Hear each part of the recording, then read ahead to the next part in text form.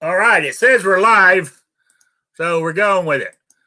Welcome from the Crossroads of America, talk show about guns, politics, or anything else that crosses my mind. Answer questions from the audience, either in the chat or by email at rickslifeasiseeit@gmail.com or spottedrick@gmail.com. I got a Patreon page, PayPal payment system, and all other kinds of stuff in the info section there below. All right, got that out of the way. Sorry I was late. I was talking with the guys here before we went on there, and I didn't realize the time. So I do apologize. Let's see who's in the chat. First in was Grim90, then Rich White, then MK Joe, as I call him, Ozzy Osbourne, Defense Dad, Jason Stewart. He won't be in the room today because he's got to work. He sent me an email. Mystic Guns. Who else is here? That's it at the moment. People are starting to trickle in. Let's introduce my panel. I've got the one and only New York Outcast. How you doing? Doing well. Hello, everybody. Thanks for joining us. All right. And we got Wheelchair Luke. What's up, guys? And we got the lovable Squib Load. Yep. And we got the man, the myth, the legend, Patriot in the Dark. Good afternoon, everyone. Thanks. All right, that's it so far. And just want to say hi to everybody. I know it's been already talked about over the last few days on the interwebs and other chat shows.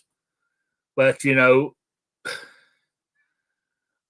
I mean, besides the executive actions that lying Senile Joe was spouting, I mean, there were so many lies, and not. I mean, I don't think any of the mainstream media fact checked him on it. You know, it was pitiful. I was yelling that, and I only watched the beginning of it, and I was yelling at the TV. I got so mad, I just had to switch it. I switched off and watched something else. But now, are they that anti-gunner he put in charge of the ATF or the AFT, as he calls it? I know they've done it on bump stocks because, unfortunately, Trump set the precedent on that by telling the Justice Department to redefine them. So they're going to redefine, like the 80% lowers and the braces, and they can get away with it without changing the law. That's what sucks, So I don't know. Since I'm assuming you all caught up on it by now to know what he said and what he's trying to do. Is it just? I mean, do you think something's going to happen, or is he just sort of rattling the cages to keep his progressive gun gurus or behind him? Like he's actually doing something. So, what do you think, New York Outcast?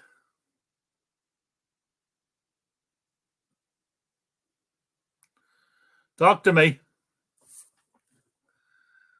No, move on to the next one. Wheelchair Luke, you got any input on it? I'm still mulling it over in my head. I mean, I don't agree with any of it by any means, but I guess I haven't really read too much into it yet since, I haven't been caught up on it. I've been a little busy doing stuff, but from what I did see, my thing is kind of hard to, even agree, regardless on if you agree or disagree, but, somebody who can't even, do the simple acronym of ATF, kind of hard to trust that, you know what I mean? Yeah. Mind you, I forgot Rich White in the chat is correct. The Sixth Circuit said the ATF had no authority to redefine bump stocks. I remember that. You were right. So theoretically, I mean, that's only in the Sixth Circuit. But if it can go further, see, that sets it up for other districts to say, look, it's being defined in the Sixth Circuit, and if somebody disagrees, then it goes to the Supreme Court. But they can't redefine. They shouldn't be able to redefine something that's a piece of plastic to make it something else, just because Senile Joe wants it that way. And what Joe say too? He's no amendment is absolute or something. That yeah. That got me going. It got me going too. But as I was saying where was I saying it? I don't know who was I talking to. I'm not defending him and everything. But what I think he's talking about, right, is the 18th with the banned alcohol, right? Then they came out with the 21st or 23rd that abolished that amendment. So that one banning alcohol wasn't absolute, was it? That's not it at all. That's not even close. That isn't what he was. I mean, I just thought maybe that's where he was coming up with that bullshit. Okay, go on, Squib. Phyllis, what do you take of the whole thing he was doing? Well, to get to prohibition was a constitutional amendment to ban the manufacture and distribution of alcohol. It was not to ban the consumption. It was not to get rid of anything that already existed.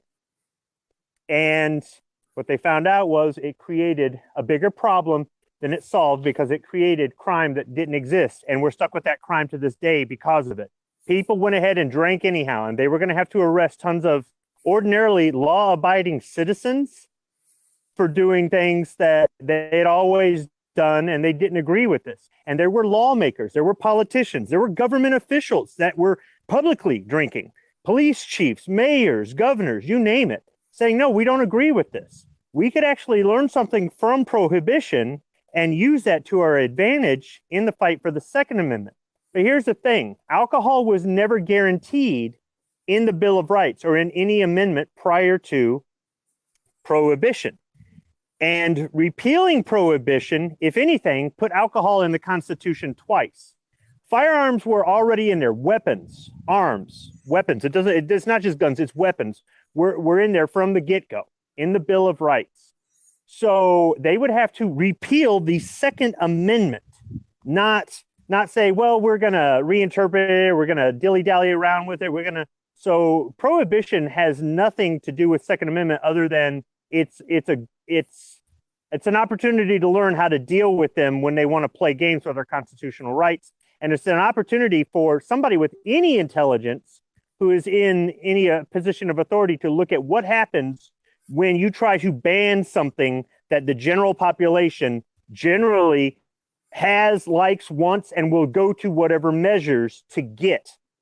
If they decide that they want to take all the guns in this country, it's going to be like prohibition all over again. You're going to have a flood of illegal guns come into this country. And now all these NFA items, that's what's going to come across the border. It's not going to be single shot, break open shotguns like creepy Uncle Joe wants you to get. Everybody's going to have machine guns. And there's going to be a lot more crime. Law enforcement's going to be overwhelmed. And at the end of the day, they're going to realize that they made a bigger mistake trying to ban all guns. If they do it a little at a time, they're going to be a lot more successful. If they get the public on board with it, they're going to be a lot more successful. Lying about it to the average person who doesn't know the first fucking thing about guns, gun laws, or any of that stuff, it has been effective and it's going to continue to be effective. I think the way we push back is that if we're good ambassadors to the Second Amendment and we fight their lies with truth, that's one of the best ways we can push back. We don't have to grab our Moes and Nagants and go down to the state capitol and drag them out by their hair and all that garbage that all these posers that don't have the balls to do that anyhow keep saying we need to do. This cartridge box horse shit is just that. It's a bunch of horse shit. Of course, that means the community is divided. And then it's a whole thing else that we're going to be hearing lots of this year, I'm sure. Oh, we're all so divided. We all need to get together and do the exact same thing. Fuck you. No, we don't. No, we don't. You just need to be involved. All these people that say they're on the fence, they're not on the fence. They believe that you should have the right to keep and bear arms, whether they have a gun or not, whether they understand it or not. They're just not involved. Quit saying they're on the fence. They're not on the fence. They just aren't involved. And if you want to twist their arm and make them involved, you're no better than the people wanting to take away our liberties. They have to want to be involved. A volunteer will do a lot better than a conscript any day. So I think the best thing we can do is be good ambassadors, follow the law, put up with the infringements that we have to put up with in order to be good ambassadors. Have those conversations with people. When they look at your AR-15 and they go, is that fully automatic? Explain to them what the NFA is and the use amendment, and explain to them that it's not illegal to own a machine gun. You just don't want to pay that sort of money and stuff like that. That's what we can do to fight their lives. Yeah, but also I noticed, though, in the argument, if you start spouting off figures and percentages and everything else, it sort of switches them off. They don't want to hear it, or they don't believe it. So okay, well then you have Plan B, which is fuck you. Yeah, people don't handshake anymore. They do this elbow thing. Fuck you. Fuck you. That's right. But that's what I'm saying. It's normally when I have the conversation, I haven't had it in a long time because I'm in gun-loving country right here. But when I was living up there in the Northeast, I would mention, well, no, if you look at the FBI figures, it says this. They look at me like, yeah, and they're too dangerous. You still need to get rid of them. You know what I'm saying? It was like I was fighting a losing battle up there. So, okay, you're fighting a bunch of hardcore liberals that are never going to change their mind. They believe everything they hear, and that's all they want, and they don't care. You're talking to the wrong people. These people that everybody keeps saying are on the fence. They're not on the fence. They're just not involved. They're not going to go to a rally. They're not going to join a rights organization. They're not going to, but they might own a gun, or they might know people who own guns, or they might be okay with people owning guns, but those are the people that are going to listen. And those are the people that I don't know how they vote. Do they vote conservative? Do they vote liberal? Do they throw their vote away on the third party, which I really wish the third and fourth party would get their shit together so we can keep these assholes in check. So I'd like for people in our community to stop saying they're on the fence, because it's a misnomer. On the fence means, well, I don't know if I like guns or not. No, it's like, I'm okay with it. It's just it's like weed, okay? I say I don't like weed, right? But I don't give a fuck if you smoke it, okay? So am I on the fence? No, I'm just not involved. Duh. Yeah. And another thing, too, is we've had this discussion before, I think, Squib, on the 5 million new gun owners. I said, if things start to die down, those guns will be the market's going to be flooded with used weapons, because they're just selling back because they're safe now. Well, I mean, not only that, but think about it like this: they can't even get ammo to feed the weapons, so why not just sell them, right? Yeah. And that's another thing is, we know about the ammo shortage, but I ain't going to go on about it. All we can do is, if you reload, if you can do it. But basically, if you want it, you pay the price. And if if you're not willing to pay the price, then you go without. That's the way I look at it. Luckily, I've got ammo at the moment, and I'm trying to. I got an email this morning, just being notified that they've got a set of dies in for 223. You can use those to do 5.56 as well, right? So I gotta order those before I get notified they don't have any. So yeah, 223 Remington dies are the same as 5.56. Okay. Yeah, and I know they're Lee I mean, that's what my press is anyway. But $65 is the going price for them. You know, do I want them, or do I? It's more than normal, but it's not crazy stupid. You should try some of the other brands. Look up Hornady or Forster or Dillon dyes. You look at that, you'd be like, yeah, I'll pay $65 all day long. I mean, some of the other companies have got some.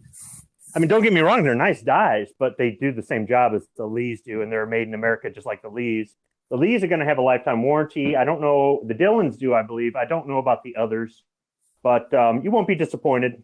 I'd get some extra decapping pins if I was you, but other than that, yeah. Yeah. So I got that. So I said I got to research powder because I've only got 3 types of powder here. Mainly those are for pistol. You know, so I got to research powder. I got brass. I'll have brass after I shoot my 60 rounds here, and hopefully I can get some more off my cousins, so I can start with the brass. You know, so I got to find bullets and powder, and my cousins got primers, so I think I'll be able to do it.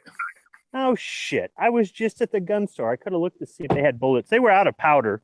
Well, I shouldn't say that they didn't have any powder that you would use for an AR-15 there. But I didn't even think to look because they probably had some. Maybe next weekend or the weekend after, if I'm up at the store, I'll see if they've got any Full Metal Jackets. All right. Okay. Anyway, Patriot, what's your take on Senile Joe's? Well, to start, okay. Well, to start, I actually watched it. I didn't watch it secondhand or third hand. And as far as the statement that no amendment is absolute, is almost a true statement, because you can change anything as long as you have. It's in the Constitution that you can change it. Things can be ratified and changed. All right. Now, the reason I think he threw that out there was that, yes, it is a true statement, but it's to distract everybody. You know, people jump on that, no, it's this and that, and then you're talking about that instead of, you know, what's actually happening or what could be happening. Right. So I think, you know, that is a true statement. You can change it. You know, yes, prohibition. It's not an important one. It's not a right. But if I remember correctly, he didn't say amendment, you know, rights are not absolute. He just said the amendments. I could be wrong. You know, it was kind of hard to get through that. But the whole idea that you can't change, you know, amendments is incorrect. You know, we could all turn stupid tomorrow and allow things to change, and it would be bad. Yeah. So it is in the Constitution. Yeah, but as far as go on. No, go ahead.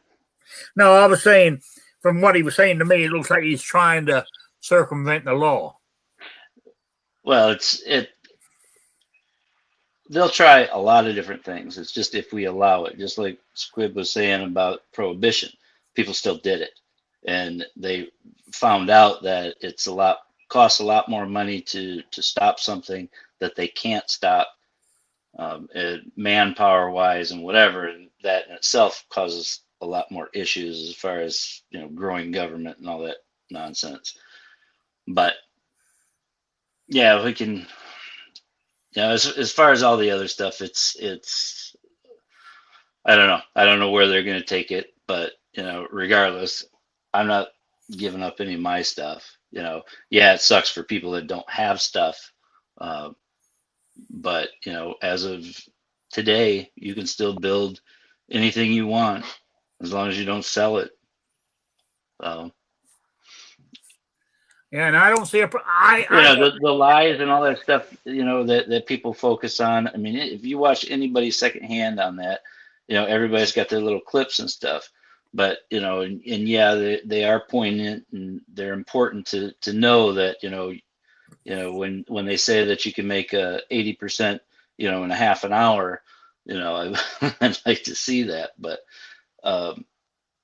you know, watching it all the way through with all the other nonsense in there, it is important, just like any of the other things, to look at the original source and don't take the second things, all that stuff that I've been doing with the founding documents, the schools where they teach stuff, and instead of actually looking at the original documents, they look at somebody from the 70s that might have read it, might have got his information secondhand, fourth hand, fifth hand, instead of actually looking at the original stuff. That it doesn't help anybody. If you trust somebody and it's like one of you jerks or whatever, and you say something, then I might put a little weight with that, but then I'm still going to go look at the original. So regardless of what people say, make sure you look at the original information. That's all I got on it. I mean, I could ramble on and talk about all sorts of stuff like I know, but we got another rambler. I'm waiting to get in here. Is he back yet? New York Outcast. Are you there? Oh, if Rob's going to talk, I'll keep talking. Yeah, so, I'm here. All right. I did call on you first. You must be somewhere else. Go ahead. No, I got everybody else now. Yeah, I couldn't get to the button in time. Okay. So what's your take on unfortunately, I still haven't. I still really didn't hear it, but I've heard all about it. So, I don't agree, obviously, with the statements that were made. But I don't think they care. So, we'll see how it goes, I guess. Yeah. I mean, really, appointing, what's his name is Attorney General, who's an anti-gunner, then this guy on the ATF or the AFT, as he calls it, is another big anti-gunner. It's not looking good. You know what I'm saying? So we'll have to see. But it's all down. Yeah, I just don't see it as any shock. There was, because it was, he done executive actions because his lawyers told him he couldn't do it. He couldn't do it by executive order, So, that was a plus. So we'll see what happens in, I guess, 30 days when they try to change the rules on 80% lowers. So.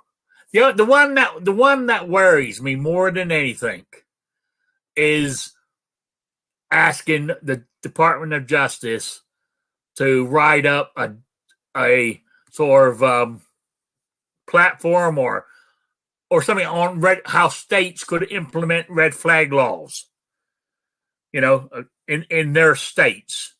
There's 19 states with them now. I think there's the same amount of states with them that there is constitutional carry. I think there's 19 or something like that. But anyway, we need to keep on top of it, but we can't do anything right now because nothing's actually changed yet. He spoke all that on Thursday, today's Saturday, and still nothing has been taken away that what that hasn't been already. You know what I'm saying? So there's nothing you can do at the moment, I don't think. Wait and see what happens. But talking about constitutional carry, that's my segue to my other sentence on my show here. Indiana got past the House with a big majority, got to the Senate, went to the committee. The Republican chair of that committee didn't say no. She just didn't put it on the agenda, and the timeline to get these things on there is over. So, in other words, it died in committee. Constitutional carry. And I think, it already had over 92 sponsors or whatever. It had well over I don't know. I shouldn't say 92 because I really don't know the number. But it had well over half of the Republican senators co-signing it already. So I think it would have passed. But because some rhino didn't like the idea, it's never going to see the light of day. It pisses me off big time. That pisses me off more than Senile Joe, to be honest with you. Okay, You know? Rick. So here's what you do. This is your state. All right. What you do is you go online, you find out everybody who co-signed it. You make a list on one side of all their names. Then you write a list on the other side of everybody who was against it or who made it die in committee. You put that up at the top of your bulletin board in front of your face. Put it where it's never going to move and where you're not going to lose it. We're not going to be looking all over. You just look straight up. There it is. Then when primaries come around in a year and a half, you make a video on your channel and say, I live in Indiana, I vote, and these are the people who stood up for the Second Amendment in Indiana, and these are the people who stood against it. I'm telling everybody here, vote with your conscience. I'm not telling you how to vote. I'm saying vote with your conscience. These people did what we asked for. These people didn't. Remember this when you go to the ballot box. That's how you get involved, and that's how you make a difference in your state where you can vote and I cannot. And you might go, well, I'll just look them up then. What if it's not on the internet then? Or what if it's harder to find then? I'll write it down and put it somewhere. No, you got to put it somewhere where you're not going to lose it, because it's a year and a half from now. And a year and a half from now, you're going to be going, where the hell did I put that thing? And you can do that, and you don't have to go out to a range and set up a tripod and do all the other horse shit. You can literally stand in front of your camera, or you can, put the list on a Word document or something else, and then just convert it to video. It's not hard to do. All the software is free. It comes with Windows. And then you can do a voiceover with your cell phone and plug that in over top of this list as it's on the screen, and everybody can see it. And now you're sharing the information with them, and now they're informed when they go to the polls. That's a good idea. I wish it was that. I'm writing that down because I'm gonna look it up, because I would imagine the bill is still listed on the government website. The reason I say in the primaries, because here's the thing. There are people who say, I am always going to vote Republican no matter what. I don't care. I'm never going to vote Democrat. And I understand why you would do that. I get it, because Republicans, unfortunately, are the lesser of two evils, despite the fact that some of them are rhinos or some of them cave or do whatever. If you vote Democrat, you're definitely voting for gun control. If you vote for Republican, you're taking your chances. If you vote third party, in some places and a lot of places, you're throwing your vote away right now. At some point, you won't be, and I'm hoping that comes sooner than later. But the thing is, in a primary, if you've got two Republicans in your district running and the incumbent helped kill this in committee, then you need to vote for the other guy. Take your chances. What do you got to lose, right? You got to look at it kind of from that standpoint, and that sends a message. It sends a message. When they signed the 94 AWB, the politicians, the Congress people who signed on for it, a lot of them were in trouble come the midterms. They were getting booted out of there. Somebody else was getting in, or they were losing in the primaries, things like that. I don't know that would happen this time around if they tried another AWB. But it's something we can hang over their heads. We did it to you in 94, 95, 96. We did it to you back then. We'll do it to you today if you vote this into law. Don't forget, just things that we can do to remind them they work for us. They've forgotten that they work for us. Yes, that's the big thing. Oh, Vanessa, why did the Indiana bill fail? Because the committee chairperson, it was in the judicial committee. The Republican chair refused to add it to the calendar for this year. So there's a deadline when they all have to be done or whatever, and she just let the date go without touching it. I think that's her way of saying, well, I didn't have time to get. She doesn't want to be blamed for not pushing it through. You know what I'm saying? It's. I'm gonna find out what her name is, because she needs to go.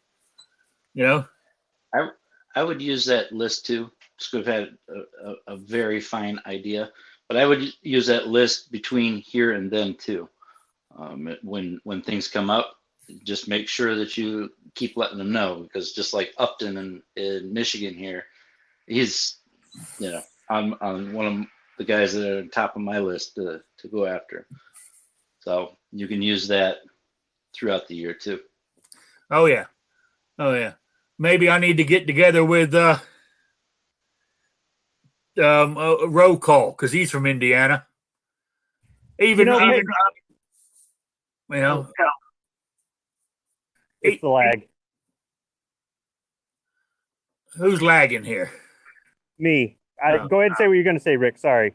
No, say roll call. What military arms channels from Indiana? Yeah, but I'm trying to think. There's somebody in the chat here from Indiana, and I can't remember the guy's name. But there's a few here that are from Indiana. We need to get together and attack this from that angle too, as you were saying, Squib. The more people doing it, the more it might get noticed. You know. And with regard to what Patriot said, I'm still trying to figure that one out, Patriot. I don't understand how a Republican got elected in Canton. That's about as liberal as it gets over there. I don't even like to go over to Canton. I mean, partly because they have IKEA, bar, but I'm still there going, how did this? They're all a bunch of dematards over there. I don't know. Yeah. So, it might have been a joke. Seriously, I mean, yeah. There's a couple of them because I went through each and every one and signed up for all their horrible newsletters, and yeah, because I mean, even some of the I won't get into it right now. Yeah. Well, I mean, what else was I going to talk about? Unless you guys got something you want to bring up, any of you, you know. But I can let the chat know before I went live. I was saying, because if you weren't here on Wednesday, I announced that I've actually got an M&P AR-15, and actually I'll pick it up on. I'm going to go pick it up on Monday. The reason I didn't purchase it on the day was I put it on layaway, and because of the prices of guns at the moment, I wanted to see if I could find it at a better price elsewhere. One, I couldn't. Two, I did find one, but it said not in stock. So what good is that doing me if it's cheaper, but they don't have any? So, but then looking at and talking to some people, the price I paid wasn't that bad, you know? But anyway, where I'm going with this is I haven't even got it yet, and I'm already thinking about changing the shit on it, you know?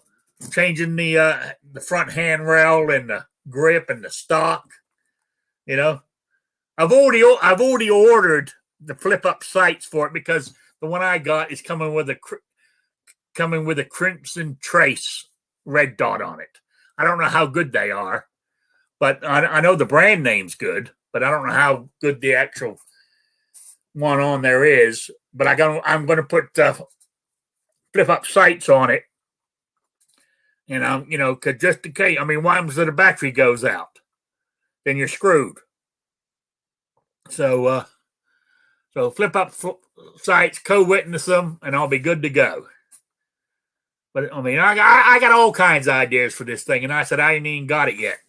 The next question I got to ask you guys is the front handrail. Can I do it with my hands, or do I need that goddamn tool that you squeeze to pull down to move that front ring to take them out? With your arthritis, Rick, you probably would want the tool, but no, it's not.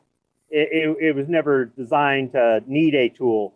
If you take the handguards off and on enough times, you'll loosen it up where there's nothing to it. But brand new, that thing's tighter than a. I'll just bleep out that part. Yeah, but as I'm going to listen to you guys, I'm going to at least fire the damn thing before I start buying stuff to change it, because I might like it the way it is, you know. So we'll see. But I said I got sights coming. I think one of the guys here is sending me what's the word I'm looking for? Oh, come on. Carry the damn thing. Sling. Yeah, somebody's sending me a sling. So I got 60. I bought two PMags at Rural King because we went over there to look for ammo. They didn't have any, but they had the thing. So my friend gave me 60 rounds of 223. So I got those loaded already. So I'm going to shoot it on Tuesday. I'm picking it up Monday. Then we made arrangements to go over his place out and back in the woods there and shoot the damn thing on Tuesday. You know, and I'm going to take my 22 lever action too, because I got tons of 22. And I've noticed in the 3 stores we went to, all 3 stores had 22 long rifle in stock. Whether that's a good thing or not, I don't know. But there you go. Yeah, Ozzy says you will like the M&P. I think I will too. You know, I've heard some people say, you know, they're going on about the twist of the barrel, but I'm not doing precision shooting at 1,000 yards. You know, I'm going to use it for home defense, which is going to be close up. And if I do plinking, I reckon the most I'm going to do is 100 yards at max. You know, I might try, if there's a target a little further, I might try to hit it. You know what I'm saying? But I would say over my friend's place, I think the furthest target is maybe 50 yards. You know, the way he's got it set up in his yard and back there in the woods. So, all right, that's it. So, that's what I was talking about before we went live. So I'm quite, you know, what's the word I'm looking for? I guess I don't know if it's an American word or an English word, but I'm quite chuffed that I'm getting one. After all this time of saying no, I'm not buying one. I don't want one. I don't like them. I don't like the looks of them and everything else. But I fired my friend. Do what? I was just going to say, don't the British say, like, giddy as a schoolgirl? Yeah, but I'm not a schoolgirl. Okay. You know? Rick, But, I said I'd never own a Mosin Nagant. Now I've got more than one. I said I'd never own an AK. I've got an AK. I mean, you know, and there's things I've said before, like I'll never have a red dot. I don't know. Maybe if they got a red dot that I can use when my eyes finally get that bad, who knows? But I don't. For me, it's just not. I'm not saying they're bad. That's the other thing too. When you say I don't want one of those, or I don't like the way it looks, or I don't like the way it shoots, or I don't like the recoil, people instantly think you're criticizing my gun. Oh, check your ego, dude. All right. All I'm saying is it doesn't work for me. I don't give a damn what you own. I don't care how you spend your money, and I don't care if you think it's the greatest thing because it starts with a G and ends with a K. It's just not for me. So if the AR-15 is for you, then it's a long overdue kind of, you know, thing. But you know. Think about it like this. What if they go up to $3,000 at some point? You're going to be going, man, I'm glad I got it when I got it. yeah. You know, I got a question for you, Rick. Yeah. Oh. I was just going to say, do you have a case for it? How are you taking it from your house to the range? Is that something that? Oh, I've already got a case. Because I got one of those big. It's tan color case. It has all the pockets on the front of it and shit. It holds 2 or 3 rifles in it. I had it for my 15-22. My shotgun's in there, so I'm just going to put it in there with them. Because a lot of people totally forget about that. They get so excited and they get to the shop and they pick it up and then they try to leave and there's no case or whatever. Well, I'm going to carry. Well, here in Indiana, it don't matter. I'm going to carry it out of the thing in the box anyway. Comes in a box. So mine's brand spanking new. And as I showed the thing on Wednesday when I shared the thing of it from the Smith & Wesson website, I set it up exactly as it came from them to that store. And the one I've got has no sights on it, just the Crimson Tide red dot.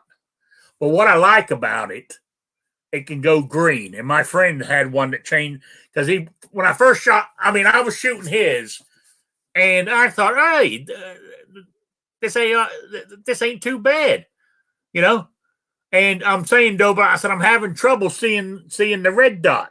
He said, hang on a minute, and he changed it over to green. Once he changed it to green, I couldn't miss. So I can see the green dot clearer than I can the red. Does that mean I'm colorblind? The green just stands out better for me. So anyway. Green is the color the human eye sees the best. Oh yeah? Okay. All right. So what else we're going to talk about? You guys got anything you want to bring up? You know? Besides though, I mean, price of gas in Indiana is hit $3. So I don't know what it is today, but I gotta fill up my tank. I got a quarter of a tank in my thing. Got a quarter of a tank in my truck. My truck is a 28-gallon tank, so it's gonna cost me some money this time.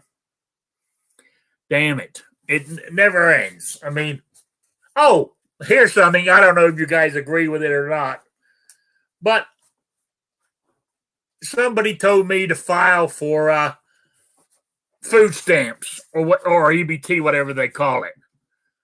So I did. They sent me a letter saying they wanted to talk to me, to interview me. So they called me on yesterday afternoon, giving them all the information. Then they asked me what my Social Security disability was, how much I received. And they said, oh, you earn too much money. You don't qualify. So that was the end of that. And I thought, I earned too much money. I thought, geez, I can just barely get by. So, I don't know. So, but I think what goes against me is being, there's only just me. There's nobody else in the house. So, I think there was more people or whatever. I might have qualified, but I just thought I'd throw that out there. I thought, why not try? So, oh well. I thought, another one of my little things I got into. My next thing I'm planning on doing, guys, since nobody's talking, they're all listening to me ramble, is I'm going to rearrange my little office here. It's actually my spare bedroom is what it is, but I'm going to this bookcase behind me, I'm going to move over to the left here. I know you can't see it from there, but I'm going to move it there. Then behind me, I'm going to put my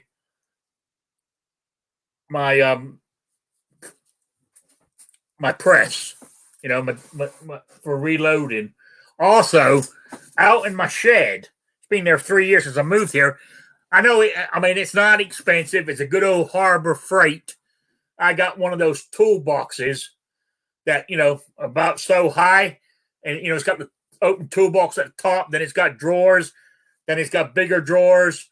Then at the bottom, it's got sort of like a cupboard and it all locks up. I think I got some wrenches in there, a set of wrenches in there that I've never used. And a couple of electrical tools, stuff for stripping wires and stuff, which I used to use on my motorcycle. I originally got it to put my motorcycle stuff in, but since I got hurt and got rid of the motorcycle, I don't need it. So I was thinking of cleaning it up, bringing it in here, and putting all my gun tools in it and use it.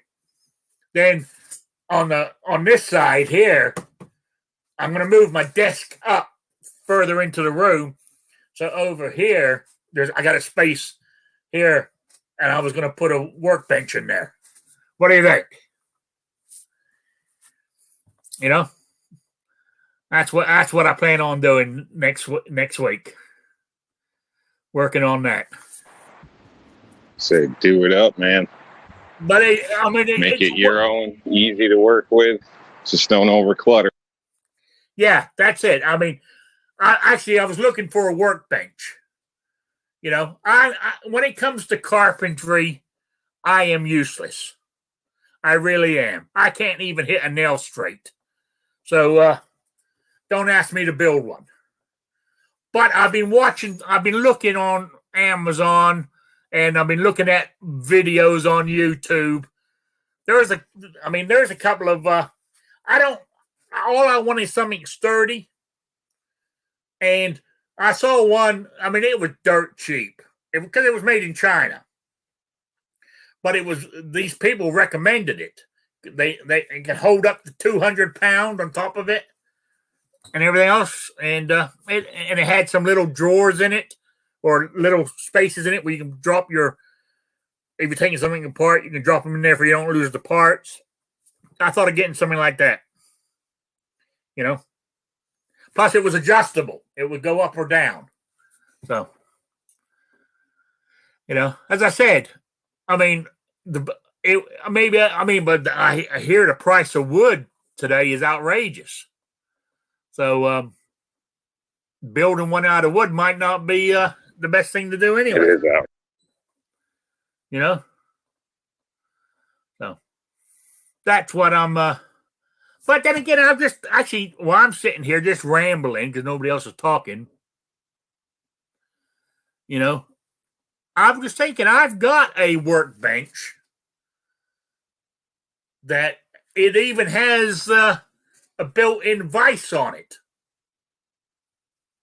And I got it sitting outside, and I got a little gas grill. I don't have a big gas grill. I only have a little one because my gas grill I left back in Rhode Island because the bottom of it had rusted out, so I didn't bring it with me. But I got this little gas grill that is sitting right on top of it. And I only put it there to bring it up so I didn't have to bend over, you know? So I need to find something to put that on. Then I could clean that back up and bring that in as my workbench. Then that way it wouldn't cost me a goddamn dime because I already got it. That's what I'm going to do, guys. And that thing holds up to 300 pounds. So, there you go. See, glad we could help you out. Yeah, I'm glad you guys mentioned that to me. You know? Yeah. Well, I was just doing the math here, thinking 2x4, you'd probably need at least 3 for something small, and a sheet of OSB. Plywood, I just got a sheet. It was like $56 a sheet, so you probably don't want that. OSB is still cheap. It's not a nice surface on the top, but it would work for what you're doing with a, firearms versus, heavy machinery or something like that, I would think. But you're still probably $40, $45 with screws and doing all the work yourself. So if you have something that would work, that might be the way to go. That's what I'm going to do. I'm going to go with that. I just got to find something to put my barbecue on. But another thing I could do too, I mean, it's small, is all if I'm going to cook something, it's small enough I could throw it on the back. I could drop the tailgate in my truck and cook from there. You know what I'm saying? If I got to bring it up. It's one of those like table models. So, that you would take if you went on a picnic somewhere, so mind you, I could always leave it on the ground too and just bend over, but I don't like doing that because it does hurt my back to do it too much. But I know actually Ozzy, it's better not to bend over. Yeah. If you can work comfortably, it's always preferred. You'll do better work and be at it long. I know what I can use. You know what I can? I know what I can use. I've got about 9 or 10 milk crates out there in my shed. I'm gonna build me a little table with those, and I do have a piece of wood out there. Lay across those and stick my grill on top of that. There we go. Got it figured out. And whatever you do, don't use your kitchen counter. No. But I'm just thinking, I just figured it all out. You guys are amazing with all your ideas that I just figured all this out, But anyway, Ozzy out there saying, I just got a magnifier for my AR. Now, I was watching a couple of YouTubes last night, and people got their red dots on there or their scopes. And they call, I think that's what they're calling it, a magnifier. They got another gadget in front of it to make it even. What's it do? Make what you're seeing through the scope larger? Just what it says.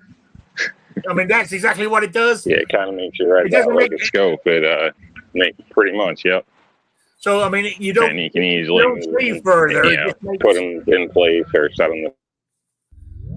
so it doesn't make you see further. It No, just it's like a scope. It does. Does what? It can double your vision. It basically magnifies your. So you're breaking up on me, Rob.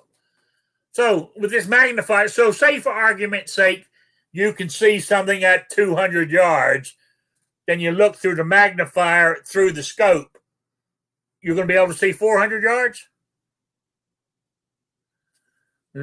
Or you just see that 200-yard target even clearer? There's a formula or something to it, but I'm not 100% sure. But it does make an object seem closer. I can't state if it works exactly the same as scopes, but to my general knowledge of them, pretty much. Oh, all right. Okay. Hey, Will and Will Arms here. How you doing? I'm good, thank you. Well, what was the subject y'all were just talking about?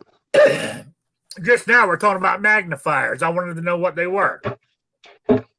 Yeah, there's a 3x magnifier that you put in front of a red dot, and it instantly gives you a better field of view for an object that's so it'll be 3 times clearer, 3 times magnified. So if it looks like it's let's say 300 yards, it's going to look like it's 100 yards. Oh, okay. All right. Well, I mean, why don't you just buy a scope that does that? Because a scope isn't as clear as the red dot without the magnification. So when you have the red dot without magnification, everything is clear for both eyes open. Where scope, you can only use one eye. Even with the low power variable optics, you can only use one eye. Oh, okay. And you can hold the scope farther back and still see through it. When you look through a scope far back, the black in the scope gets much bigger, and you can only see the very center of your magnification. It's about a 1/4 inch, 3/8 of an inch at that point. It's real hard to use a scope because your eye box has to be like 3.5 to 4 inches away from the lens, the rear lens. Oh, okay. All right. I was just curious what it was because I was watching somebody mentioned it in the chat here. Then I was watching a couple of YouTubes yesterday where people were saying they put them on, and I just wondered what the hell it was. You know? Okay. Did you see the video with Lucas Boykin with whatever his company is, Tyrannosaurus or T-Rex arm. T-Rex arms, yeah. He did a real good demo of it, showing the two and how one was stronger than the other, and both have good points. Okay. All right. No, I didn't see it, but these. I mean, because I don't know. I've mentioned this before. I've got this all or nothing personality. If I get into something, I go all the way. So for the last 3 days, I haven't even watched any TV at night. I've just been watching YouTube, AR-15 shit. Hey, that's all I've been doing for the last few days. Well, I'm sure you watched a lot of stuff with some bad information because there's lots of gun experts on YouTube that don't have any practical real-world experience. Oh, yeah, there was some that I shook my head at, but there was some other stuff that made sense to me. So, that's why I was watching a lot of them, just get a better understanding of what's going on. So, the low powered variable optics have made a huge inroad in technology in the last 1.5 to 2 years, and so something 3 years old is just so outdated compared to what it is available today. But still not equal to the combination of the 3x and the. But when you're at long distance, so when you're at 200 yards, that scope could be much better. All right. Well, do you have one? Yeah, I've got all the above. Oh, okay. All right. So that's how you can be able to explain it. Thank you very much. So anyway, and before that, I was talking about, I don't know if you, my little office room here, I'm going to change it all around this coming week. You know, moving my desk further down in this office or my bedroom here. This is my second bedroom. Going to move it further down so I have more room behind me here. And I'm moving this bookcase over to the left. And I'm going to put a workbench here to my right, past these ammo boxes. And I'm going to bring in my big, I got it from Harbor Freight. One of those things that stands about so high, and it's got a toolbox, and it's got a bunch of drawers all the way down. I'm going to bring that in here, put that behind me, and bring my my press, my reloading press back over here behind me. So that's what I plan on doing this week. So we'll see how it all goes. Okay, Ozzy says, my magnifier flips over, so I can use it. I can use it magnified or flip it over and just use the red dot. Oh, all right. Okay. Now, Dead Horse says, green is the easiest color to see. Then yellow, then blue.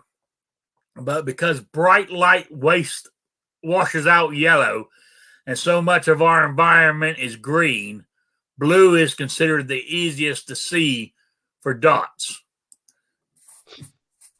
Do they make them with blue dots? I would look for green. You know, predators, humans or predators, and our eyes have developed to become and see more shades of green than any other color. Yeah, that's what you're saying. In the world, now, so that crimson green if you could get it. That crimson tide red dot that's on this M&P I'm buying flips. You can either do red or green. So when I used my friend's AR the other week, he flipped it on green for me because I was having trouble seeing it with the red. But when he flipped it to the green, I couldn't miss the target. You know, I surprised him. He said, "Dan, you're a good shot." I said, I can see what I'm shooting at with that green dot. So, mind you, I was only shooting 25 yards too, you know.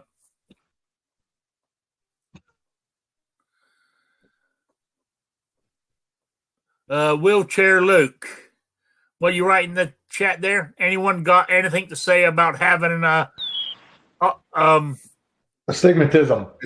That's the word I was looking for. Why using a red dot? I know. I don't have an astigmatism, but the medication that I'm on actually kind of blurs my vision.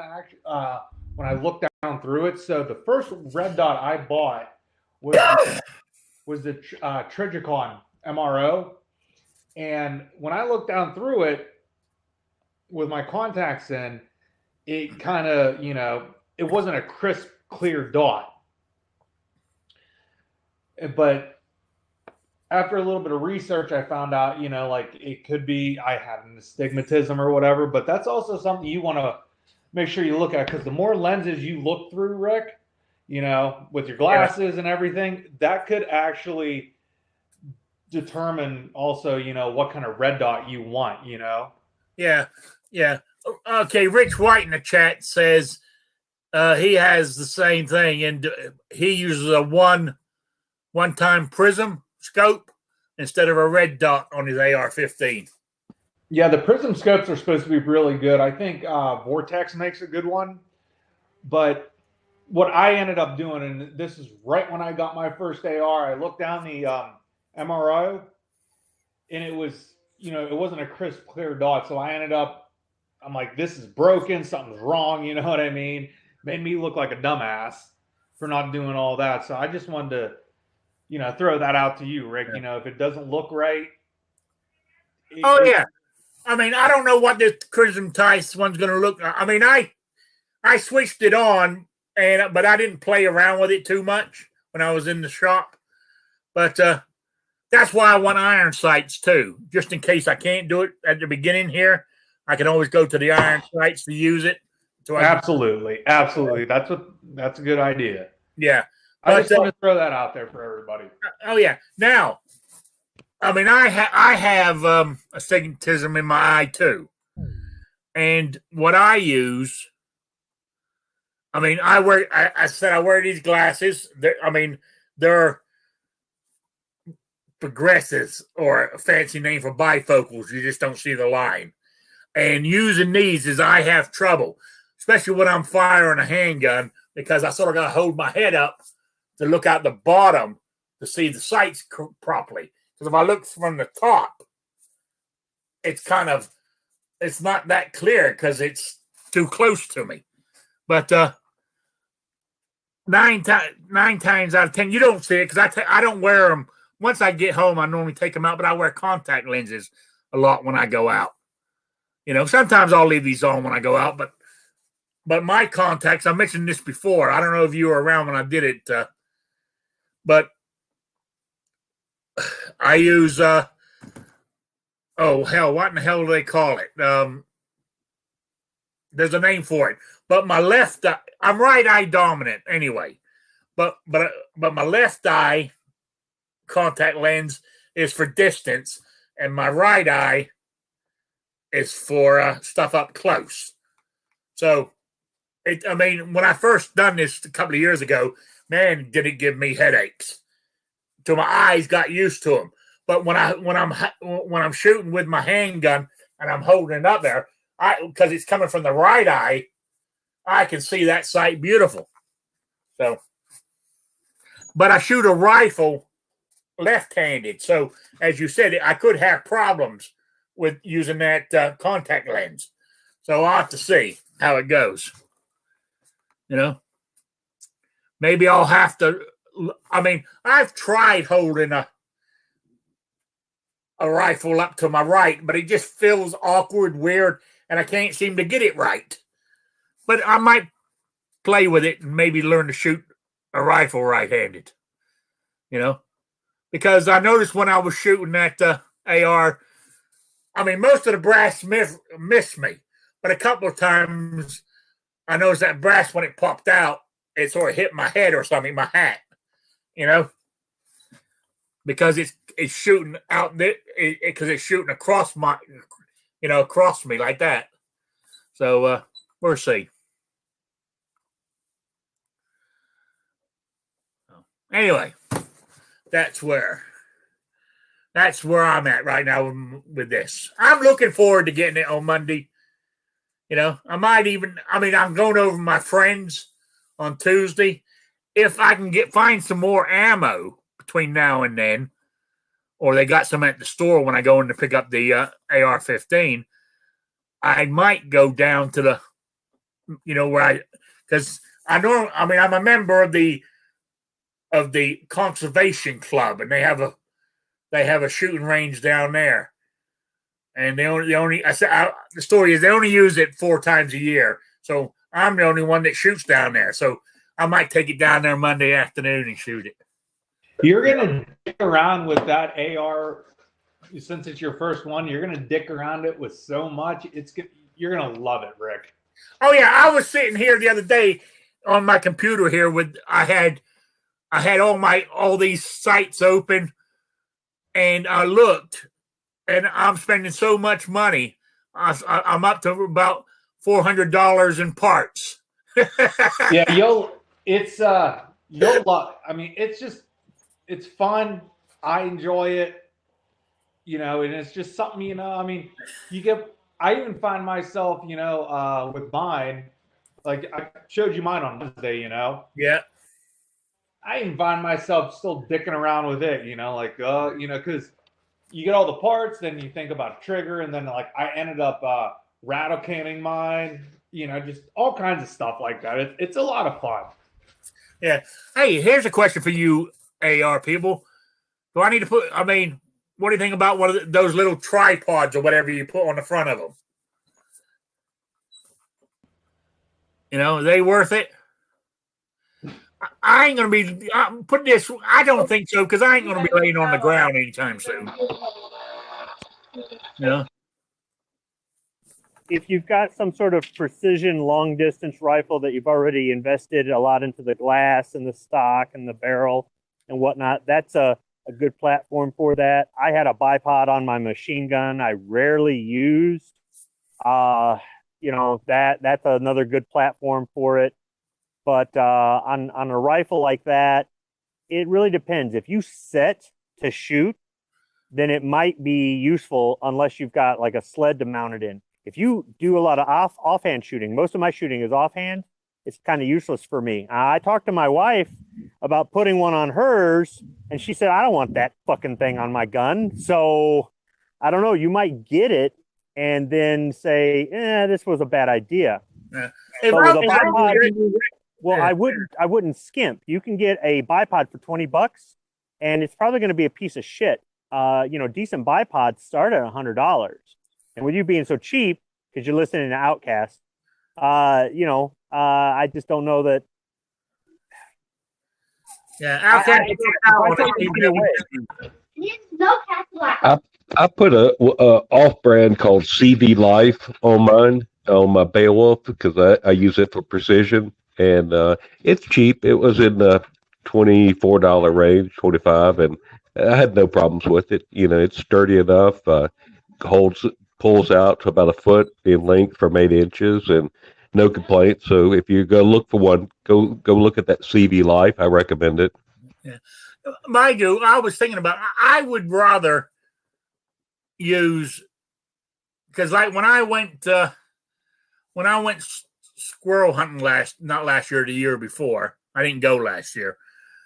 The year before, I used with my lever action. I used a shooting stick.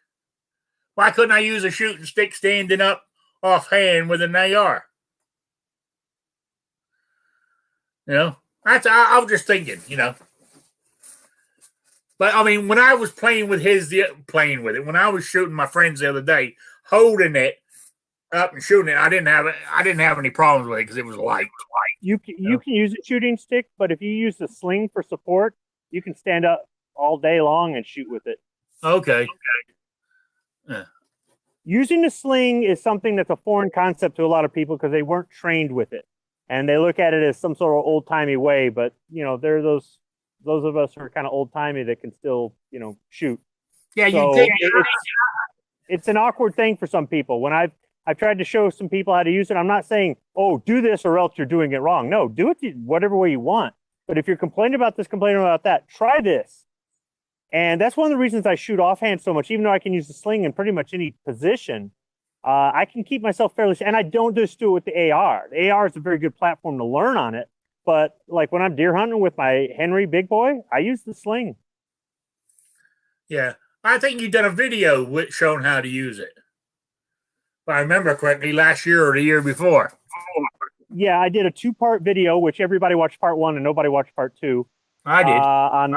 On doing the hasty sling in different positions, and I just showed the Marine Corps way to do it. And this goes all the way back to the 1930s, all the way till whenever these kids started putting red dots on their guns and having stress cards. What the fuck?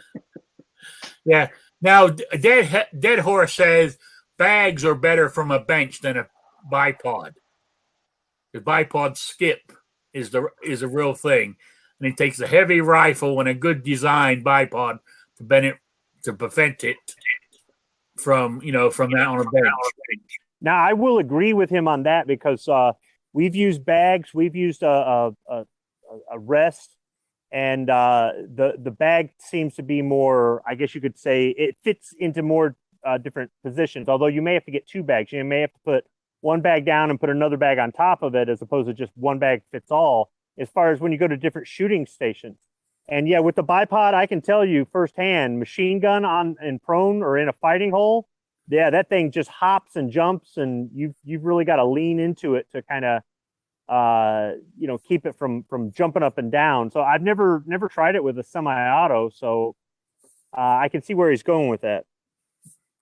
Yeah, I can too. So anyway, do you know my contest? I mean, because I'm doing it every 2 weeks now, so I'm getting even less entries I think people forget about it. But I got some swag coming, so maybe by the end of the month I'll go back to weekly contests. So I just wanted to let you know. But so I had 2 entries, unless I deleted your email by mistake, but I don't think I did. So you 2 got a 50-50 chance, and because you both got it correct. So where are we at here?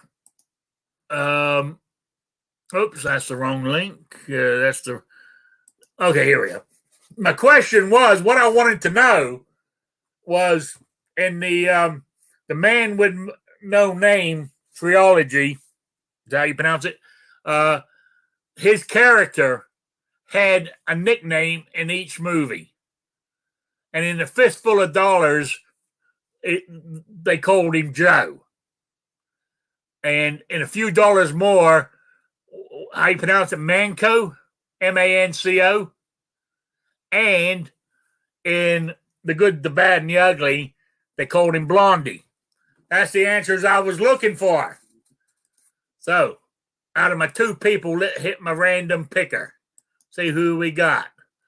2 Live Moo is the winner. So there we go. He wins the swag pack. Let me write that down so I don't forget. Oh, if anybody else won one last month, I think I told you I mailed them out. I mailed them out on Thursday or Friday. So you should be getting them in the next couple of days. But I don't guarantee it anymore with the post office. So there we go. All right. So the next quiz, you got 2 weeks to come up with the answer. So the answer will be on the 24th of April. And still with the Man with No Name Westerns,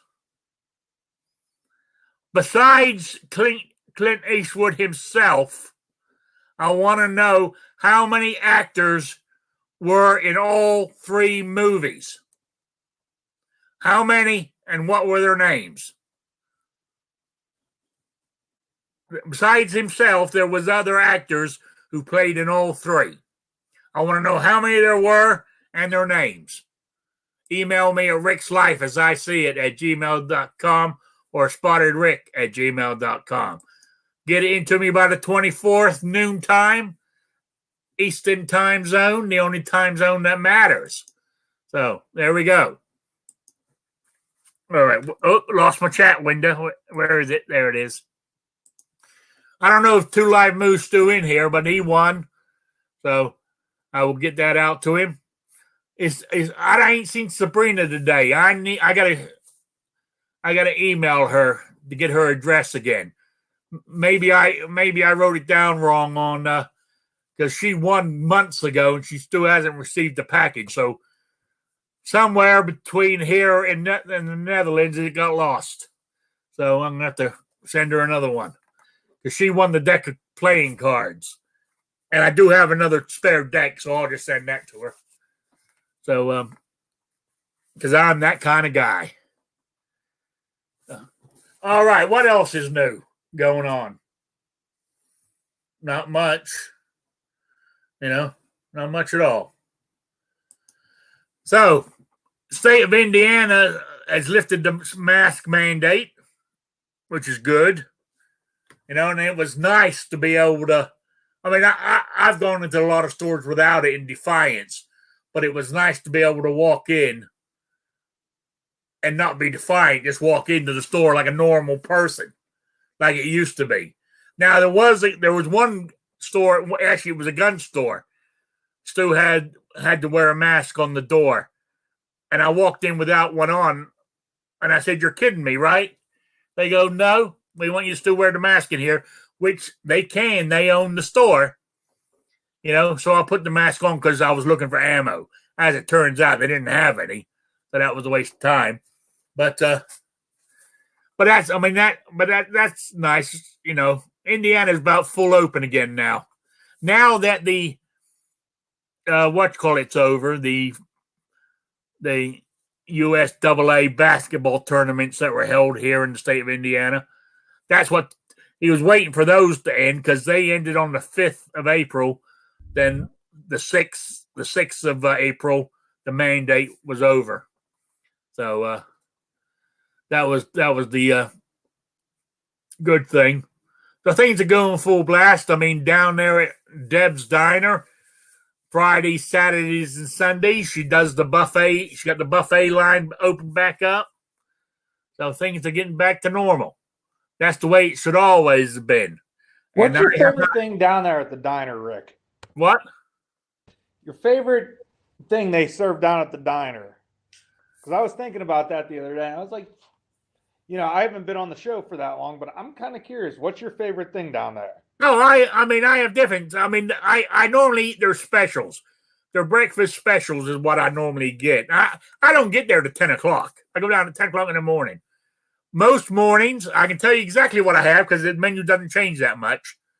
Mondays, it's 2 sausage patties, scrambled eggs, and toast, and a drink for $5. Tuesday morning, it's bacon scrambled. Well, you can have eggs any way you want them, but I have them scrambled. I have bacon scrambled and toast and a drink for $5. Wednesday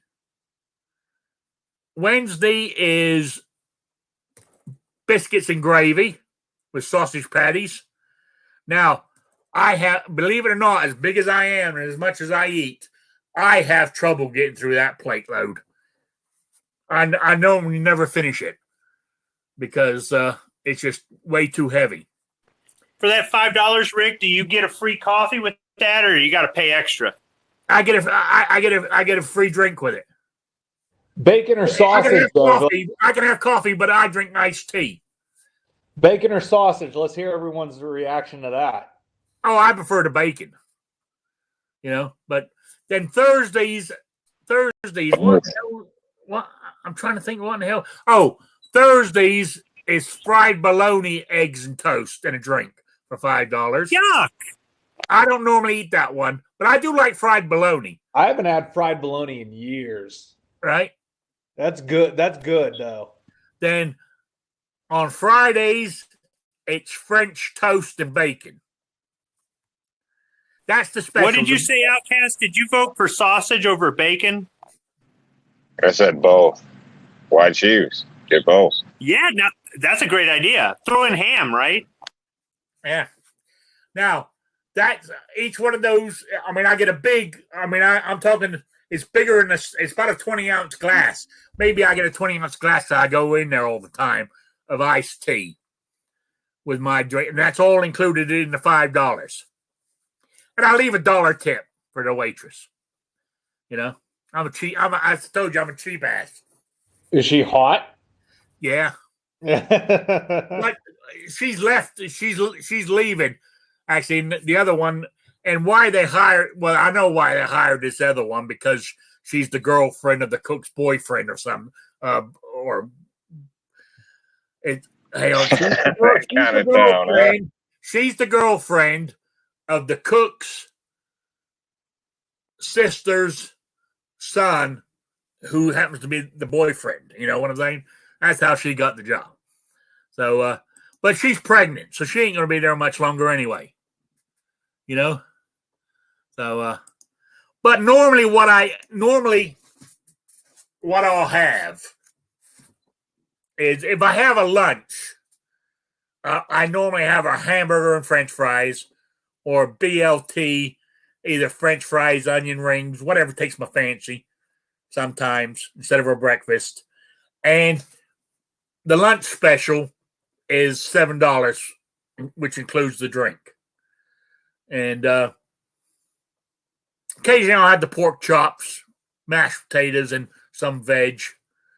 Fridays, the special is $8 because that's if you want because that comes off the salad bar and stuff. But normally Fridays is fish and chips there,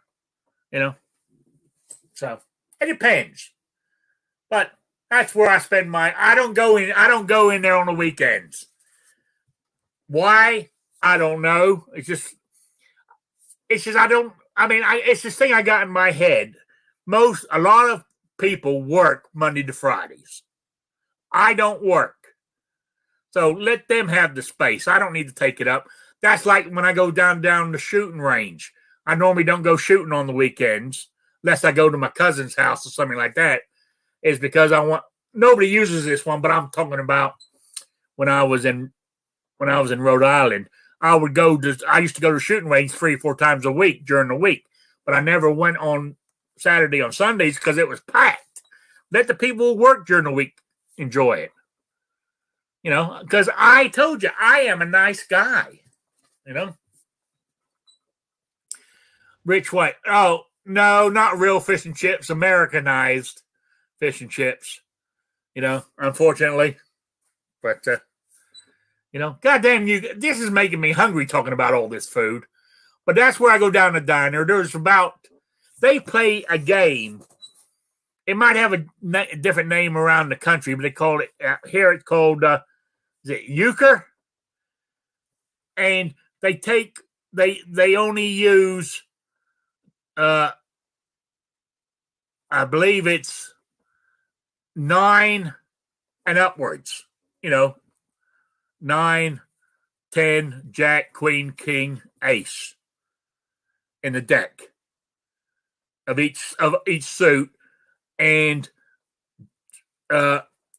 whichever suit you call out as the trump, the jack of that suit is higher than the ace.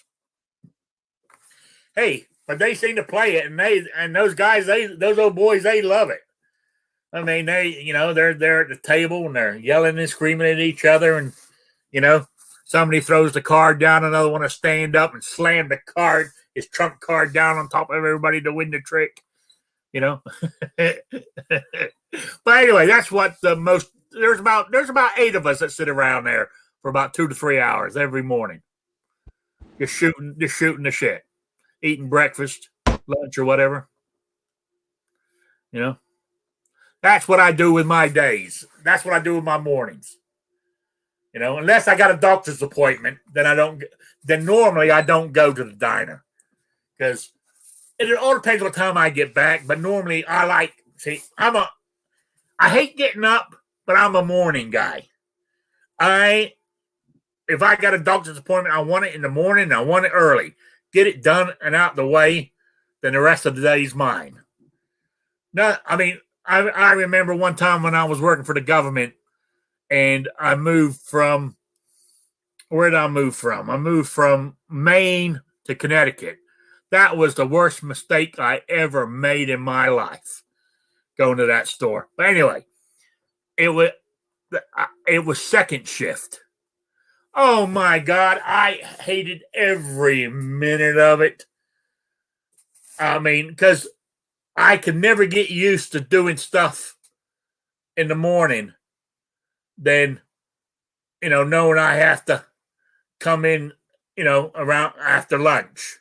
I was afraid to do anything in case I was late getting to work. So I hate it, you know. So that's why I like having all my appointments early. Occasionally you can't do that, but 99% of all my doctor's appointments or whatever I got to go to, I try to get them done in the morning. And I try to get them done early enough for, you know, I can get there and back. But that's what I do. So there we go. So more of Rick's life as I see it. See, that's originally what my show was about, what I do in my life. But then I got guns, and, you know, they become a big part. Oh, I told my son the other day, he called me up. Said, I haven't spoken to you in a while. I said, I know. He said, when you coming down? I said, I don't know. You know, it's I'm on a fixed income, so I have to budget it. I gotta start saving money where I can go for like the end of summer, beginning of fall down there in Florida. That's where he lives. Anyway, I forgot where I was going with this. I was talking to him. I said, oh, by the way, I said, I don't plan on dying anytime soon. I said, but I want you to know, just in case you get a phone call saying I'm gone, I said, all you got to do is when you come up here is put a dumpster in the driveway, and throw all my shit in it. Because what I got in here, furniture-wise, is all junk anyway. Some of it's still old. I mean, I got some furniture in here that I had when I was married. And I've been divorced for over 25 years. And I had that furniture for maybe 10 years while I was married. So it's old. So it's junk. So I said, just throw it all in the dumpster. I said, but let you know, the guns, the reloading supplies, you can have them all. You can sell them and split the money between you and your brother, or you can share the guns between you all. I don't care. That's what I got to put that in writing is the best thing to do, right? Would you say I need to put that in writing somehow? Can you use that do something like that online? I would. Like Zoom or something, Zoom legal or whatever. Yeah, you should do that. I think it's for a simple will, it's $250. Like, 'cause you got kids involved, you got friends, so it ain't so simple. But you don't want the state to get everything. Yeah, you're right. I don't. And I told him, hey, far as I'm concerned, once I'm gone, just as far as I'm concerned, just roll me over in the ditch, throw some dirt over me. I'm happy. You know what I'm saying? I'm not worried about it. But what I said, I said, if you're going to go all that, I said to my relative, because they wanted to know what I wanted when I died. What was that I want to be buried in the cemetery and all this shit. I said, no. I said, cremate me. I said, and spread my ashes on Mitchell Creek. That's named after us, by the way. So just thought I'd mention that. But that's where it got its name from. Because back in the day, back in the 1700s and 1800s, the Mitchells lived along the creek, and it was named after them. So just thought I'd just throw that out there. So I said, just scatter my ashes in the creek, and if you wanted, if not, as I said, if not, do what you want. Because once I'm dead, I'm dead. Is there a life after? I don't know. I hope there is. But if there ain't nothing I can do about it if I'm dead, can I? So I know it's kind of morbid, but that's the way I see it. All right. You guys got anything else you want to talk about, or should we start winding this down? Because I see I'm getting a dry throat. I'm doing so much talking here today. What's the cut of the week? No, I ain't done that in ages. I don't know. So I can't think of anything right now. I don't even know what I'm having myself. I don't even know what I'm going to have for dinner today. I can't remember if I've asked you before, but define what makes a backstrap. And not on a revolver either.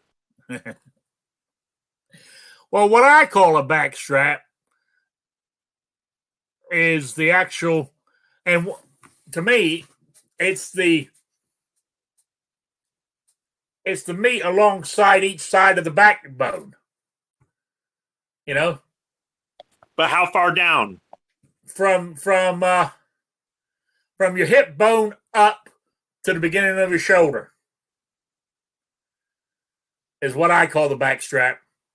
Or basically, another way of looking at it is if you we use beef, for instance, or pork loin.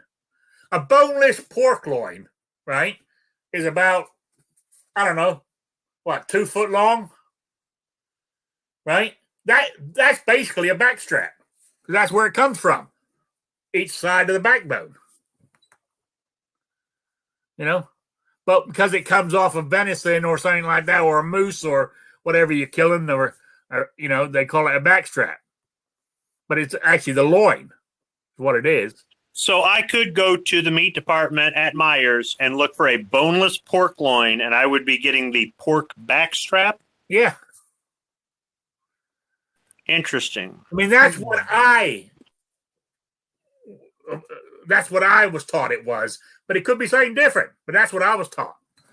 I mean, what I'm saying is there's different. I mean, as I was saying, like that card game with meat, there's different names for stuff all over the country for the same item.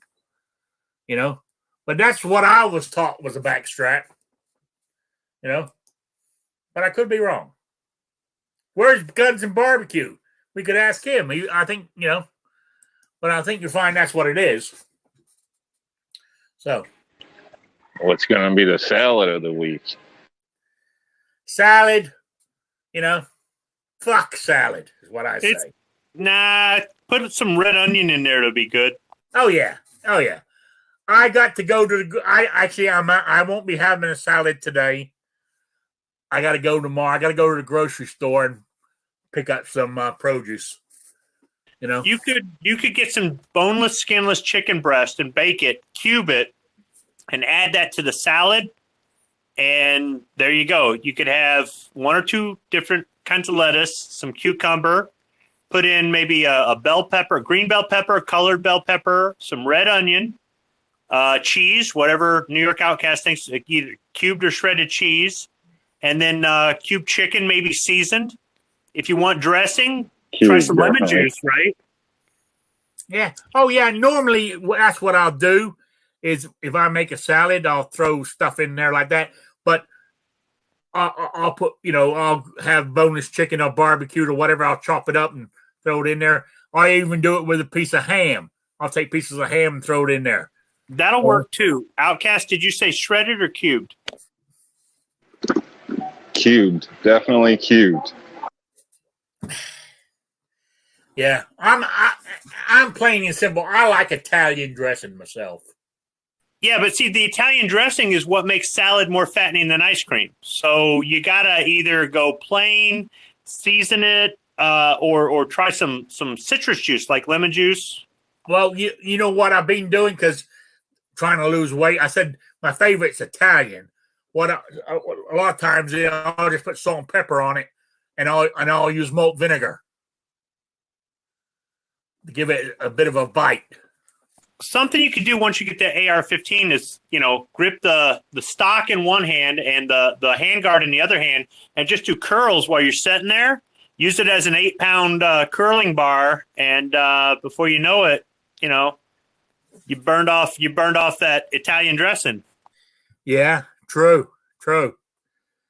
And don't ask Jason Stewart about Italian dressing because you'll end up with a Beretta. Yeah. I heard him talking about something in the chat about that. His Beretta. I think he went back. I haven't seen him. Sabrina's here. Sabrina, if you're listening, I see you out there. Email me your address again, please. Because I've lost the one you sent me. And I want to make sure I get it right for it doesn't get lost this time. So if you could do that, I would appreciate it. I'm assuming you never received the package, so I'm going to send you another one. So if you could do that for me, I would appreciate it. All right. So, how's this? It's all moved around. Who we lost? Okay. Scriblo, you got any shout outs or plugs? Oh, Ozzy said olive oil is good on dressing. Okay, now, see, with the olive oil, I cook with olive oil. I don't use it like that. Would you put seasoning in it? Or, I mean, by itself, olive oil is good, but that's for cooking. I just... And then would it be as fattening as Italian? Whatever you do with olive oil, make sure it's fresh and it's not rancid. That stuff, when it goes rancid, it'll kill everything you cook with it. Wait, it goes bad? Oh, it goes bad. Yeah. Oh, And shit. especially if you're not used to it and you just use it once in a while, you probably won't notice, but it does. It gets I don't know. We buy I it in use a bulk, lot but of we it. use it all the time. We use it more than we use other kinds of oils. You know, like vegetable oil is for deep frying French fries, but other than that, it ain't. We'll go with olive oil. It's got a lot of health effects, but I just never thought about using it as a dressing. Wouldn't you want it to have some sort of a? And then it goes back to the whole Italian dressing is an oil, right? And it's fattening. So wouldn't olive oil be fattening? I would think so, because isn't it olive oil they use in Italian dressing? I think don't know. most of the time they just use like a vegetable oil because olive oil is a lot better for you than that. And if you go to any of the, I don't know what they call it, all that fancy stuff, but where you take your bread and you dip it in the olive oil they usually throw, I'll just say Italian spices or whatever in there, you know, and it's like a bunch of twigs and sticks or whatever, and you just dip it in there.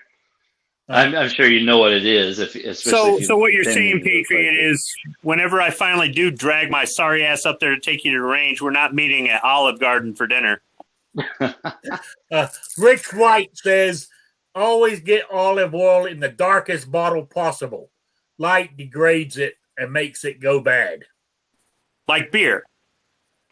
Yeah, basically, yeah. So, there you go. All right. So you had no plugs and shout outs. Patriot, you got any? If you want to check out the last couple of videos I did with the Constitution, I'm trying to get some together. That stuff is hard. It's a pain in the neck, and I tried, helping Rob out because he's so scared. He can't listen to that other voice that I had on the first one. So I changed it up a little bit. It's still, I don't like it. My screen reading or my screen recording software ends up making the voice sound really bad. So if I play it through my speakers, that was either high strung Robin Williams or it was Satan, Lucifer himself. Yeah. It's making me think that being blind is kind of scary because you got Lucifer in one ear and you got really sorry comedian in the other. No, they're both extremely slow. For me to listen to it, it drives me nuts because it's too slow. Mine, I don't use those voices. I use them super fast just because I don't. Otherwise, my daughter will know what I'm looking at and stuff. So I speed it up like crazy fast. That's that's horribly slow. But even that it is. But anyway, the voices. Otherwise, I got to memorize it, and I don't like putting a bunch of small little clips together. And so, for long documents and that, I'm not going to, I can do it, but they use a lot of old words. I found it all right. That kind of sucks because you got a face for radio. So, a voice for radio. Yeah. That's what I meant to say. Yeah. Both. Yeah. Well, I found it okay watching them, but I did make one mistake. And the thing is, if you're watching that video on YouTube, you can speed it up, the playback speed or whatever. So you can actually speed it up. And if you go up to about 85%, that's about how fast I listen to it.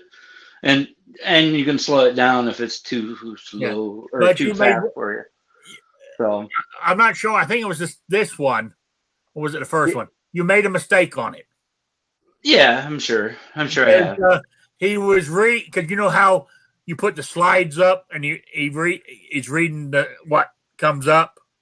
Yeah, they're both separate. See, that's the thing. It's not like I just throw up a thing and it just magically does it.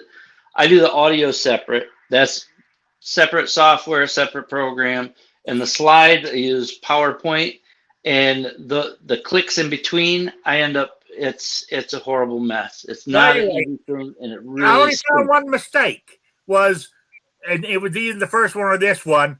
You was reading a section of it, and it read the first section, then it flipped, and he's reading, and no word matched what was on the screen. Then he kept on reading, then it got to what was showing on the screen. So you missed that one there somewhere. And I do that just to mess with Squib, because I told him if it bothers you, you can always hit mute and just read with your eyes if you're so inclined. But either way, if you go to the descriptions of any of those videos, the links to the original documents, original documents like you're supposed to look at anyways. Why are you going to believe me? I'm just a blind guy. Go Now- to the original document and check them out, because Are you a lot of people carry those little pocket constitutions in their pockets, and I got they've one never right read them. But a lot of people have that stuff. There's a lot of Americans out there that never read it, even if I they got one in right school here. they never read it. Because most people, anybody okay, that's listening to this in high school most likely did that stupid Cliff Notes, right? Everybody knows what Cliff Notes are. Why? Because they're lazy, right? Read the original stuff. Go ahead, But the thing is, though, the Second Amendment, which is the one that we're most concerned about, not the only amendment, but the most important amendment, is very easy to memorize and very easy to say. When anti-gunners want to challenge me and I can spout off the Second Amendment without looking at anything, there's shock in their eyes. And that proves how ignorant they are. They claim to be educated. They claim to be experienced. But if you can rattle that off, it might make a difference. And that goes along with that whole idea that people are in school, they're in colleges, they're reading documents, and they do a study for something, and it's written by somebody in the 70s that didn't might not have read the shit himself, might have just looked it up from somebody he knew, or some other book that was thrown at him. And so when you go through all these different people and you don't know what's opinion, and if it's written down long enough, people think it's true, and it's not an opinion. There's nobody that's listening to this that would ever decide to go to Gabby Gifford's website to find out anything legitimate about firearms. You're not going to do it. Why would you do it on any other thing? You think that they're telling you the truth about religion or anything out there. You got to go to the original stuff and do the work. It might take a little bit longer to actually watch babbling potato head, but if you're watching somebody else, they might just breeze past something, and their interpretation of it might not be correct. And that's the important thing, is to get you have your own experiences in life, all that other nonsense, and what you perceive something might not be what the next guy does, but that thing that you perceive a certain way might change a lot of minds if that gets out. So look at the original stuff. What else you got to do? It's Friday. You ain't got no job. Oh, wait, that's a movie. I'm moving on. I have one more question for you, Rick. Yes. Is that Crimson Tide red dot? Is that a 1995 model? You caught that too. I don't know. No, it's made in Alabama, Patriot. I know. I don't know what it is. I don't know what model it is. Look it up. It's on a website. Crimson Tide is the sub movie. Isn't that the name of a football team? Yeah, that too, I guess. In Alabama or whatever. Yeah, and that's what you called your Crimson Trace red dot. Oh, okay. All right. He does know it's not Friday. Yeah. I mean, if that's all you've got to do is find fault, you're becoming like New York Outcast. No, it's not finding fault. No, it's called giving shit. I know. So, Willowville Arms, you got any shout outs or plugs? Oh, thanks for having me, Rick. I've been doing 3 videos a week, just on different products and shooting and everything. Yeah, I've noticed. Thanks for having me and doing what you do, Rick. Yeah, I just it was you've been putting out some videos. I need to come down. I need to come down to see you because you seem to have all the ammo. So we know where all the ammo's at. You've got it. To do all this shooting. Anyway, New York Outcast. You got any shout outs or plugs? No, just thanks for having me. Have a great day, everybody. If you can, get outside and take a walk or do something active. All right. Sounds good. Oh, I tell you what, when I went the other day, when I went and purchased or put the thing on layaway. So we went to that store. Then then I walked all around Rural King. Then we went over to another gun store and walked all around there. So I tell you, towards the end, my back was starting to hurt, but early on it wasn't. But I can tell you how out of shape I was. My calves, the back of my legs, down the bottom here. Oh my God, I was in agony when I got home. But that's okay. I need to get fit. So, but I'm just happy I could. Who was I talking to? I mean, this is the first time, 7 or 8 years, if not longer, that I've actually been mobile, walking without pain in my hips. First it was the left, then it was the right. So now I'm doing pretty good. Life is damn good. Really. So I was going to mention, Rick, if prices of gas keep going up, can you ride your electric scooter? I don't think it'll make it up and down the hills. I got a couple of really big steep hills between here and Debs. We'll have to work on that. Keep it up for it. I can more than likely make it down one and maybe start up the other one, but I would have to get off and walk beside it and to get it to go up the hill. The only reason that is because I don't max it out, but I'm damn close with my fat ass on it. You know what I'm saying? Rick, how far is it? How many miles is it each way? What, to Debs? Yeah. About 4. Okay. You could always just park on the side at the base of the hill, and then somebody could slow down. You just kind of hang on their bumper. Make sure he's got that orange flag on the back when he does it. No, I don't. No, if he was lighter and had a brand new battery, he'd probably make it. I got that. Me being lighter would make all the difference.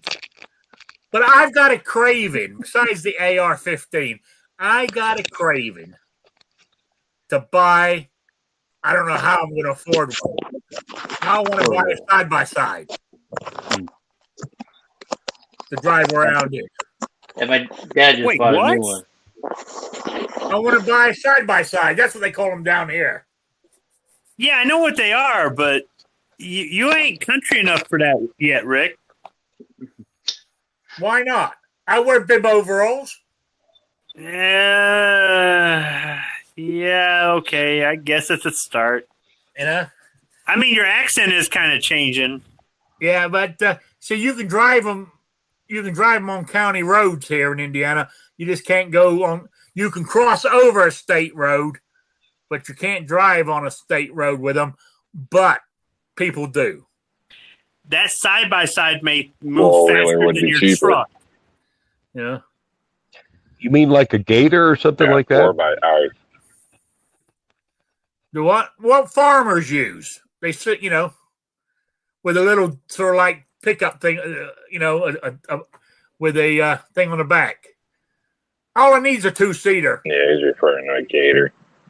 Yeah. Side-by-sides are more looked at as like the sportier ones. So I would say with those, they're quite expensive. I want like one of those ones the farmers use. Like has a gator on a mule. Has a bed on the back and 2 seats up front. It'd be nice if it had doors, but if it didn't, that'd be all right too. Some of them side-by-sides are really fast, and they've got a really good suspension. They got a roll cage. They're designed for you to flip them, get out, roll it back, upright, and then keep driving. No, that's not what I want. I want ones like farmers use that have a bed in the back, couple of seats up the front, and they get covered in mud. He wants a gator. That's what I'm looking. But there is the Chinese version of what you're talking about, Squiblo, and those things are pretty affordable. What, like a Mighty Might? Yeah, one of those things. Yeah. I got a friend. One of my gun buddies has got a 4-wheel drive Mighty Might. It's made by Suzuki or something. And I told him, I said, dude, you're crazy. He wants to use it for deer hunting. And I'm like, I wouldn't take one of those things off-roading. No way. See, I could do that with mine too if I got one. I could take it squirrel hunting and shit like that off-road. You know, But what I'm thinking of is almost like a miniature pickup. What we had in the military that we used to deliver aircraft parts was like a miniature 2-wheel drive pickup truck, 2-seat with a lawnmower engine in it. My buddy's got something that looks just like it, but it's 4-wheel drive with a full-size engine, and it's got an off-road vehicle tag, and I call them all Mighty Mites. But they're actually all different kind of things. But I still just using that thing as a delivery vehicle, I just can't see using it for anything else. I guess I just got it in my head like that.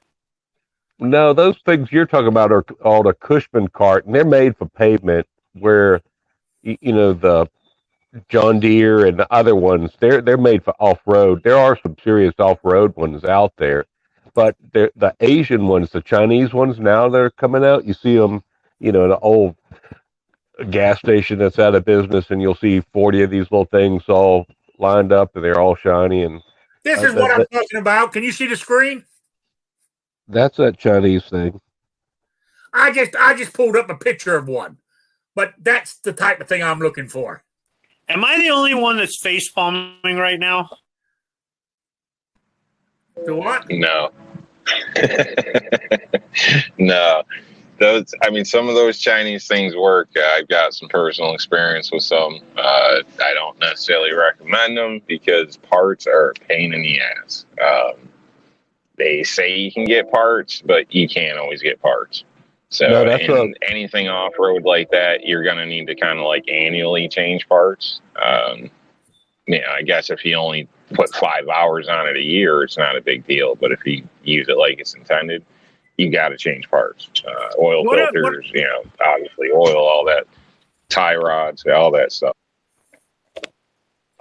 New York is like you were talking about the other day in that chat about the fuel filters and carburetor and changing seasonality of different gas and the 40-to-1 mixture. It gets expensive, and having to properly maintain that's hard to do.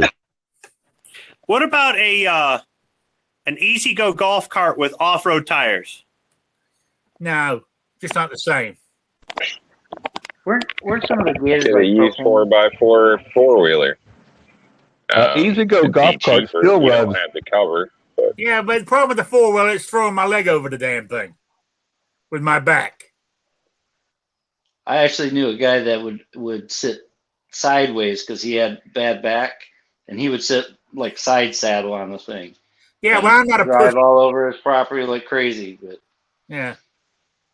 But I ain't gonna do it. I want a side by side. I got to see if I can find a cheap secondhand one. Or buy a brand new one and do it on the never never plan. Payments. Never finish paying for it. Well, the one you showed for $260. That was just the cover. As far as I'm concerned, buy one of those every year and junk it as soon as the carburetor goes bad. That was for the canvas cover on it. I was just using the picture to show you what I wanted, because everybody was getting confused by when I said side by side.